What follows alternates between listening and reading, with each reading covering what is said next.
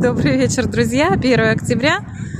Посмотрите, какая у нас красота. Закат на Лермонтовском пирсе.